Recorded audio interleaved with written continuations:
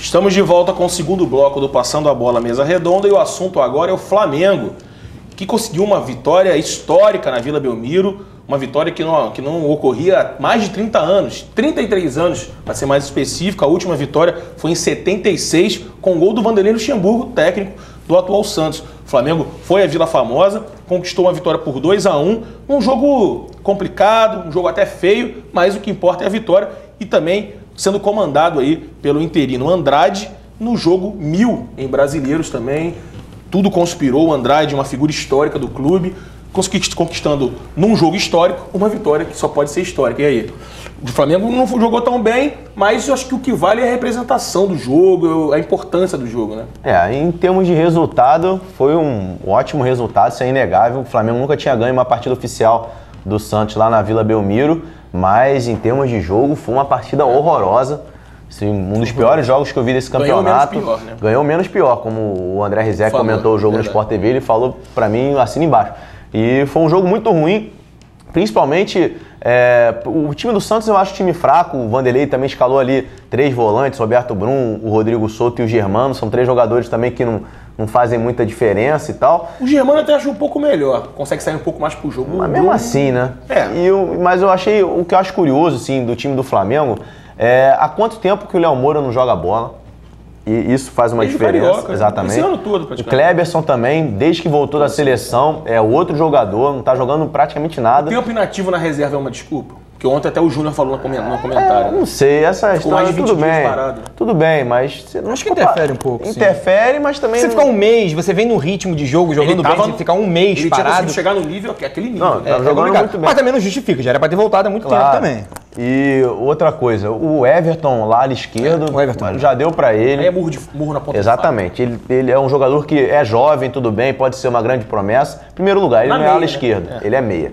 Em segundo lugar, ele já teve milhares de oportunidades, claramente não se dá bem. Exatamente. Claramente ele não vai bem e continua com a vaga no time. Então, o Flamengo tem problemas. Eu acho que essa vitória é importante, tudo mais, por tudo que ela representa e é importante na tabela, mas não pode mascarar os inúmeros problemas que o Flamengo tem. Se o Flamengo não tivesse o Adriano, por exemplo, sei lá, acho que o time poderia estar tranquilamente na zona do rebaixamento hoje aí, porque o Imperador tem salvado o time. Ontem, mais uma vez, salvou. E até no gol contra, eu acho que o Pará só botou pra dentro porque ficou com medo do Adriano. Ele faria o gol. Porque o Adriano faria o gol. Um lance até muito parecido com a estreia do Adriano contra o Atlético Paranaense, quando ele também Carlos. Exatamente, também é receber e o zagueiro fez o favor de se antecipar e meter contra. Então, acho que o Flamengo tem que ficar feliz pela vitória. Parabéns pro Andrade aí, também me emocionei com ele depois no final do jogo. Mas tem que melhorar muito, mas muito mesmo. Principalmente porque quinta-feira vai ter um jogo muito difícil contra o Atlético Mineiro, que é o líder do Maracanã. Tá jogando uma bola redondinha, caiu um pouco nos últimos jogos, mas... Mas o Atlético Mineiro é o melhor visitante, junto com o Goiás. Ele falou em Andrade, Vitor, técnico. O Flamengo estaria jantando o Marcos Braz, né? Possível jantar com o Wagner Mancini, com o procurador do Wagner Mancini. Então é um nome da vez. Mas aí o Andrade já foi confirmado para a partida de quinta-feira. São os 2 nomes, o Mancini é o mais aí latente, tem aí Sérgio Guedes correndo por fora. O que você acha? Eu acho que o Flamengo está num momento ruim assim para procurar técnico, né? Acho que principalmente os 2 que eram mais badalados estão empregados agora, que era o Vanderlei e o Muricy, e ficou agora um mar aí meio vazio de técnico, né? Desempregado. Então o Flamengo acredito que vai ter um pouco de problema. Não acho o Wagner Mancini um bom nome, honestamente. É um técnico que vai chegar, comparando ele com o Andrade, que está lá dentro agora, eu acredito que o Andrade já conhece o clube, já está lá dentro, quer dizer, não é nem um interino, porque ele já foi tantas vezes interino e técnico, que já pode ser um técnico na 2004 boa. Pra cá, ele conhece o time, fala a língua do jogador, aquela língua enrolada dele lá, mas ele fala a língua do jogador. O tromba, né? Exatamente. E quer dizer, então, não sei se ele tem o poder de arrumar um time, de fazer um esquema tático fantástico. Agora, também não vejo Wagner Mancini fazendo um grande trabalho. O trabalho que ele fez no Santos, por exemplo, é fraco, começou né? Bem, você vê. Depois perdeu.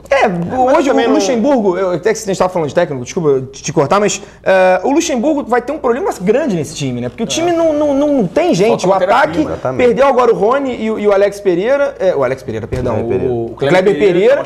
O Neymar teve que jogar ali, quase que jogado na fogueira, e não dá, coitado. O garoto é magrinho, pequenininho, ainda não tem ali o poder de decidir um jogo. Pega uma zaga com 3 zagueiros, não vai conseguir passar. Vai ficar dando trombada. Meio campo com 3 volantes, uma zaga que não se acerta, laterais muito discutíveis. Então, o Santos está numa fase pior do que o Flamengo até. O Flamengo é aquilo que você falou, tem bons jogadores que podem fazer um bom time, mas não estão jogando bem. Né? Talvez um técnico motivador consiga tirar isso deles. Ou então, o Luxemburgo vai ter mais trabalho. Esse ar tranquilo, uma figura histórica do clube, pode ir comandando. Eu vou até botar isso na mesa agora para vocês. Para mim, se eu fosse diretor do Flamengo, eu ia apostar no Andrade como técnico e ia tentar trazer o Fábio Luciano para se auxiliar ali. Isso é verdade. Pra mim, eu ia apostar nessa dupla. O Andrade tinha pensado nisso, técnica, e o Luiz Fabiano seguraria o grupo. Fábio Luciano. Fábio Luciano, perdão. Ia segurar o grupo.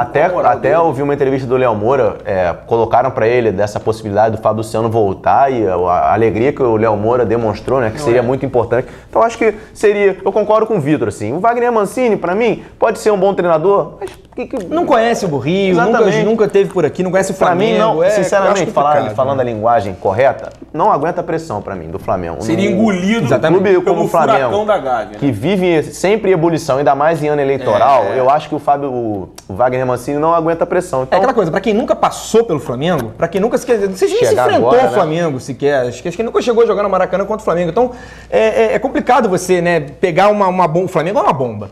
O Flamengo é uma bomba, ele presta a explodir sempre, né? Crise é sempre constante ali. Segurar o Andrade agora, como o Palmeiras fez com o Jorginho, sem pressa. E aí pode ser... Esperar um outro nome. Eu conversei isso com o Vitor ontem pelo telefone. Quem sabe o Tite cai? Eu acho o Tite mais casca do que o Wagner Mancini. É verdade. Já dirigiu o Corinthians, foi bem, tem uma experiência. Tite é um bom treinador. O exemplo do Palmeiras é muito bom, realmente. O Jorginho foi ficando, o time estava ganhando, foi segurando até arrumar um técnico bom e veio. Porque o Fábio Luciano, eu acho difícil de convencer o Fábio, porque ele se aposentou exatamente, não era para a parte técnica, é porque ele queria ficar com o filho dele. Se ele virar um coordenador, um assessor, ele não vai poder ir a Gávea, mas ele tem menos responsabilidade que o jogador. Ele vai ter que viajar com o time, vai ter que viajar, vai ficar no Rio quando o time viajar.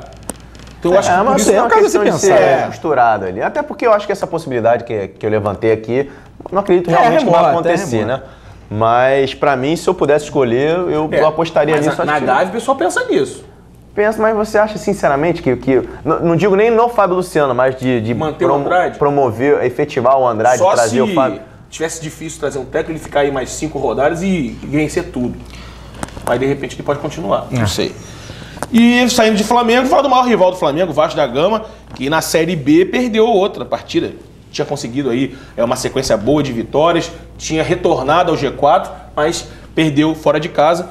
Para o Bahia, de virada, o Alex Teixeira abriu o placar, mas o zagueiro Ney, aquele Ney do Palmeiras, né? Exatamente. O zagueiro Ney fez 2 gols, virou a partida e com essa derrota o Vasco cai para a 5ª posição, tá agora com 28 pontos, tá ali, 23 pontos e fora do G4, né? Mas na 5ª posição, não é para se desesperar ainda, né? Ele tem a mesma pontuação do Figueirense, que é o quarto, mas perde ali no... O líder continua sendo aí o Guarani, tem 28 pontos, aí o Atlético Goianiense, a Portuguesa e o Figueirense, como você falou, fecha esse G4.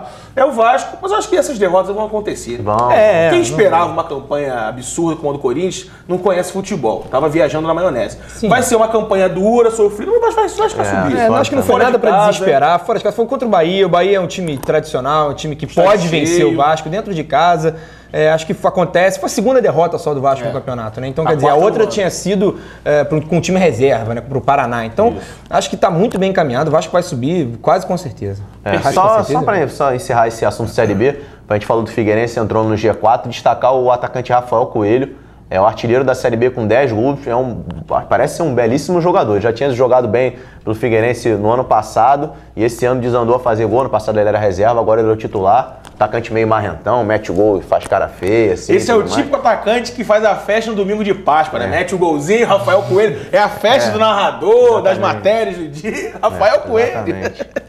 Então, com o Rafael Coelho, a gente encerra esse 2º bloco. E no nosso último bloco, agora no 3º bloco, a escolha do gol mais bonito da rodada, o nosso craque da rodada e, lógico, o nosso toque final. Até já!